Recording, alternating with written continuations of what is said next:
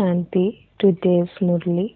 Essence, sweet children, let jewels of knowledge constantly emerge from your lips. Your faces must always remain cheerful. Question: what are the signs of the children who have imbibed knowledge in their Brahmin life? Answer: their activities are like those of deities. They imbibe divine virtues. They have the practice of churning the ocean of knowledge. They never churn devilish things, that is, things of rubbish. They do not defame or insult others. Their faces are always cheerful. Om Shanti. The Father sits here and explains about devotion and knowledge. You children have understood that there cannot be salvation through devotion, and that there is no devotion performed in the Golden Age. You don't even receive knowledge in the Golden Age. Krishna neither worships anyone nor plays the flute of knowledge. To play the flute means to give knowledge. It is remembered that there is magic in the flute. There must definitely be some magic. To simply play the flute is common. Even wandering beggars continue to play that. This flute has the magic of knowledge. Ignorance cannot be called magic. The Murli is called magic. Ordinary human beings are made into deities by this knowledge. When it is the Golden Age, you have the inheritance of knowledge. There is no devotion performed there. Devotion starts with the Copper Age when you change from deities to humans. Human beings are called vicious, whereas deities are called viceless.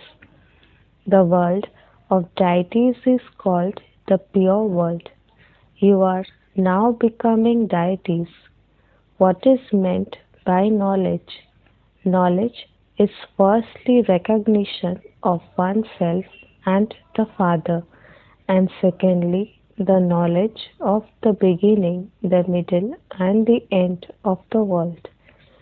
Salvation is received through knowledge. Then later on, devotion begins. That is then called the descending stage, because devotion is the night and knowledge is the day. This knowledge can sit in anyone's intellect, but not everyone imbibe divine virtues. If someone has divine virtues, it can be understood that that one has imbibed knowledge. The activities of those who imbibe this knowledge become like those of the deities. The activity of those who imbibe less is mixed. If they imbibe nothing, it means that they are not children. Human beings defame the Father so much. When you come into the Brahmin clan, you stop insulting and defaming one another. You receive knowledge, then by churning the ocean of knowledge, you receive nectar. If you don't churn the ocean of knowledge, what else would you be churning? Devilish thoughts. Only rubbish would emerge from that. You are now godly students. You know that you are studying the study to change from ordinary humans into deities. Deities do not teach this study. Deities cannot be called oceans of knowledge. Only that one be called the ocean of knowledge. Divine virtues can only be imbibed through this knowledge. It is only at this time that you receive this knowledge. You don't receive this in the Golden Age. Those deities have divine virtues. You also praise them as those who are full of all virtues. Therefore, you now have to become like that.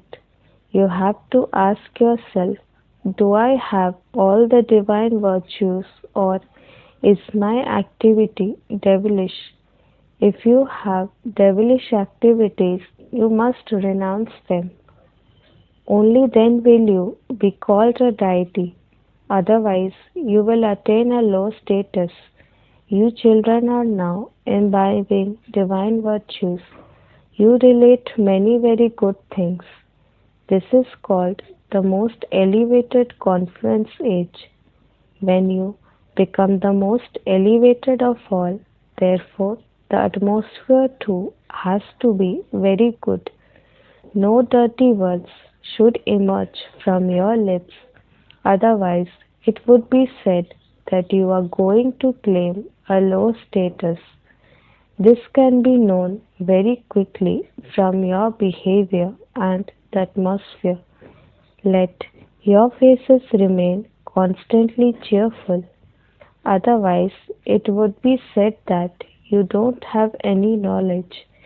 Let only jewels of knowledge constantly emerge from your lips. Look at Lakshmi and Narayan and see how cheerful their faces are. Those souls had imbibed the jewels of knowledge. Only jewels of knowledge constantly emerged from their mouths. There is so much happiness in just relating and listening to the jewels of knowledge. The jewels of knowledge that you are now receiving will then become diamonds and jewels. The rosary of 9 jewels is not of diamonds and jewels. It is a rosary of the jewels of knowledge.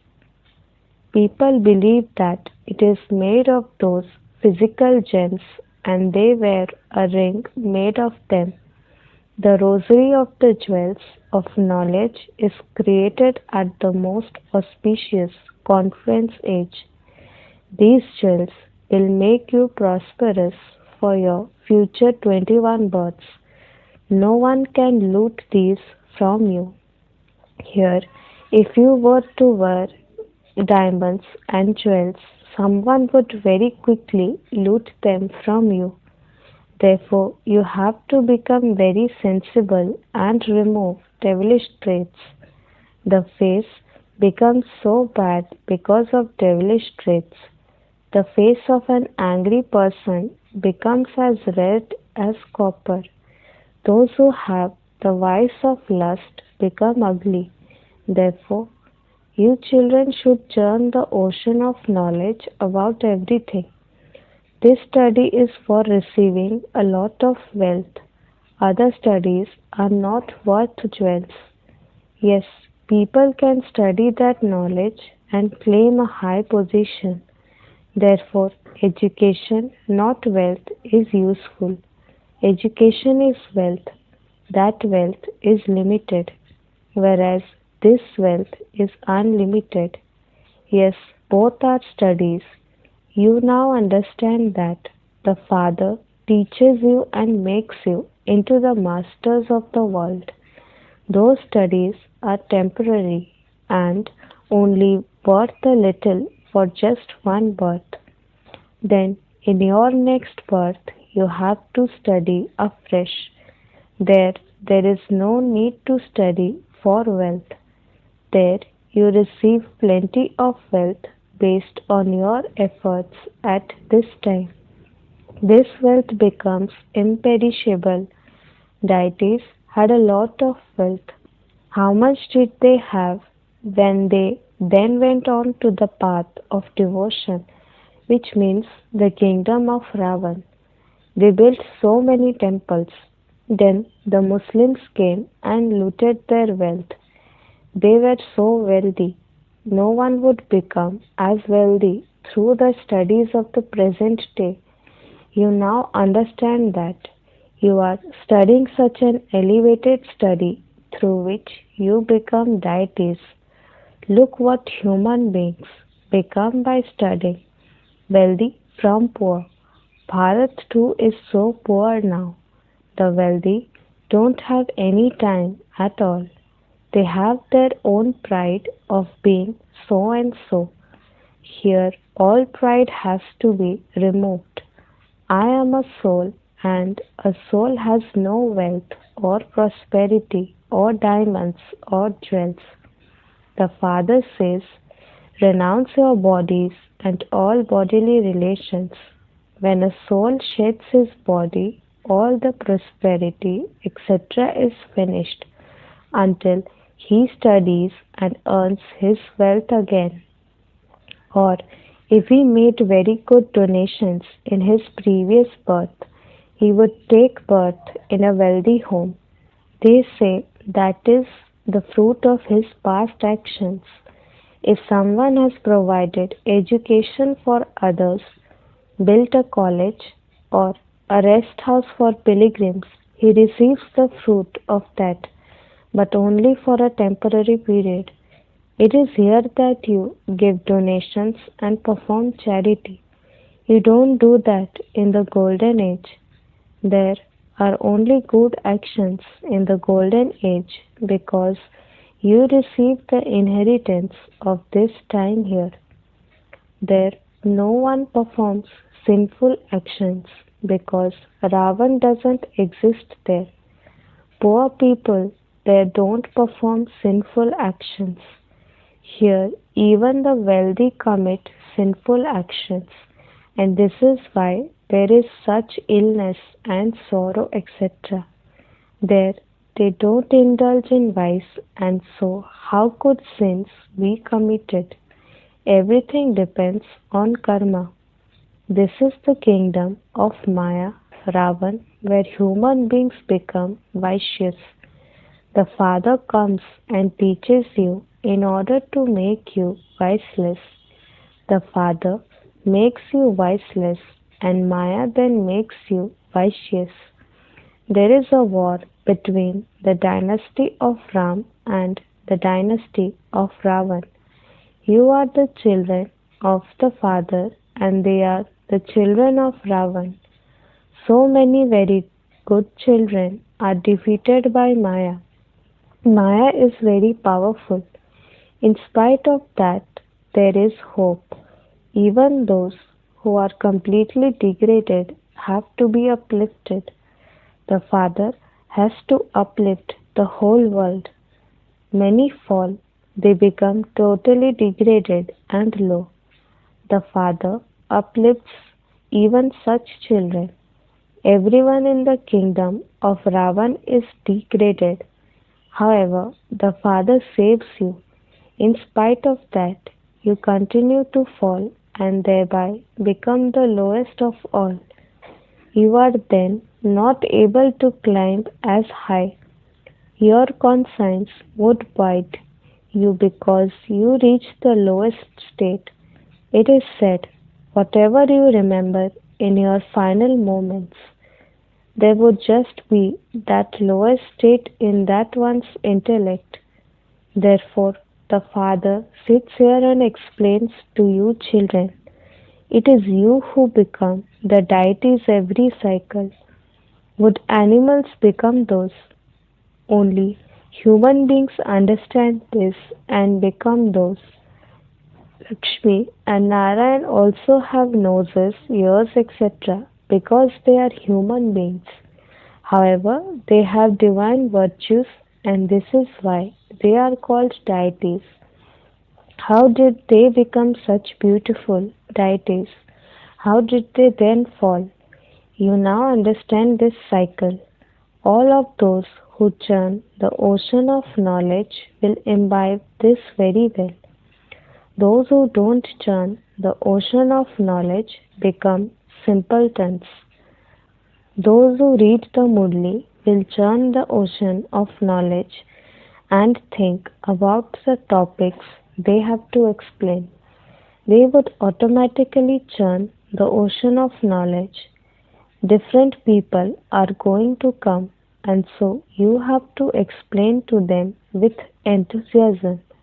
It is possible that they will understand something. It all depends on their fortune. Some will instantly have faith, whereas others won't. Hope is kept for them.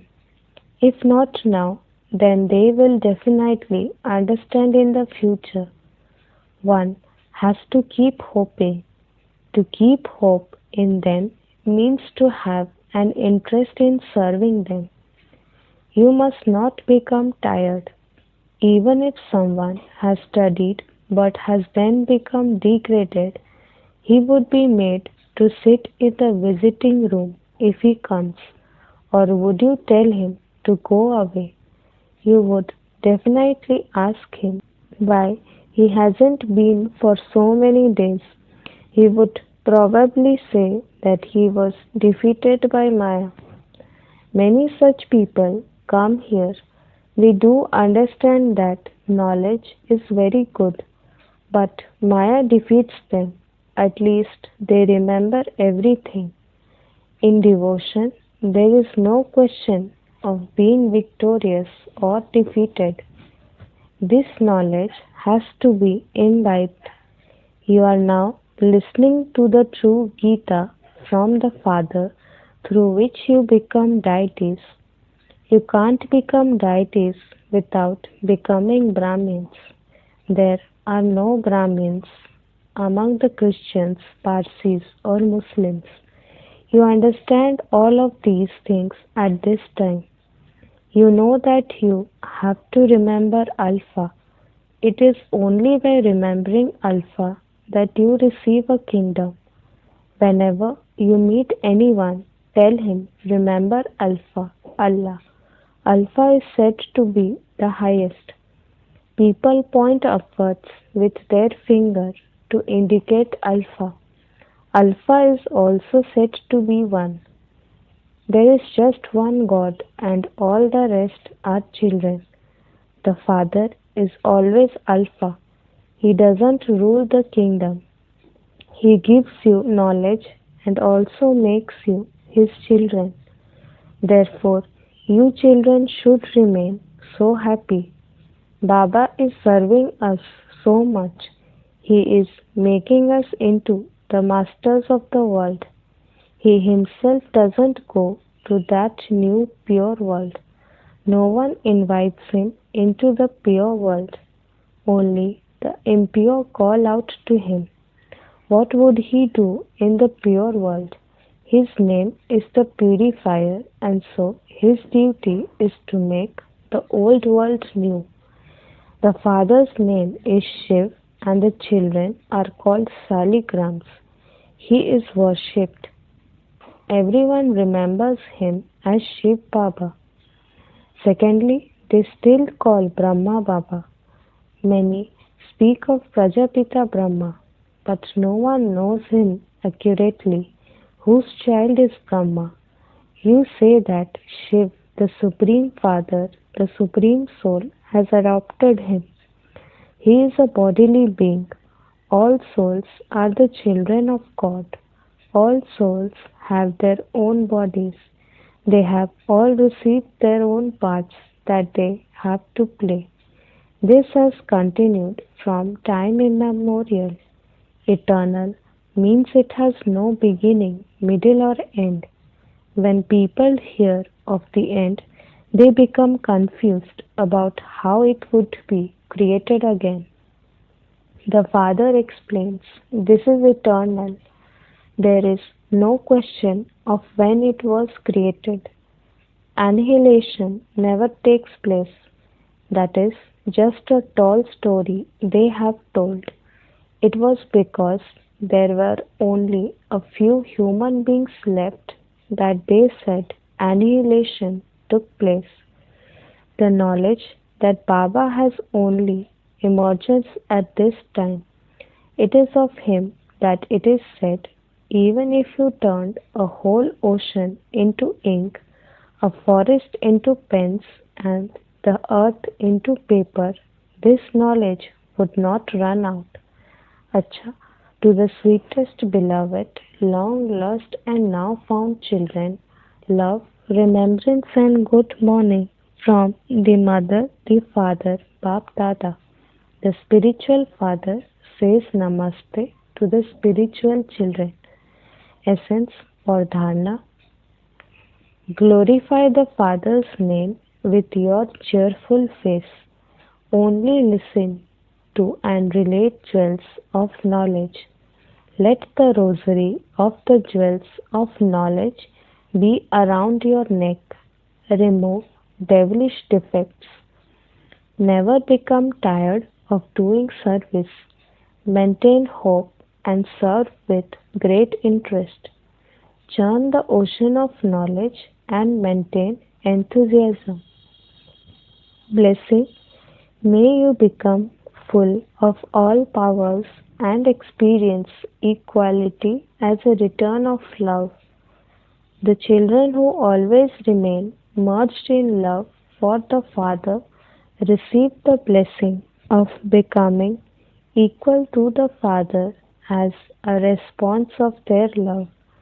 Those who are always loving and accurate in yoga automatically become full of all powers. When you have all the powers with you, victory is guaranteed.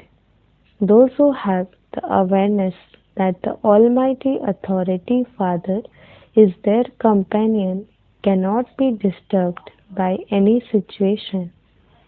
Slogan: those who remain content and happy in their effort making life have the fortune of happiness. Om Shanti.